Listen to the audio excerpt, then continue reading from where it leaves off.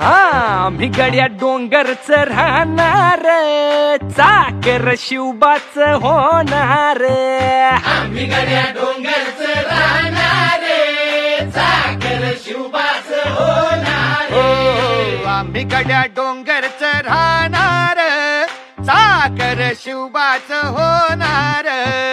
आम्ही गड्या डोंगरच राहणार, चाकर शिवबाच होणार.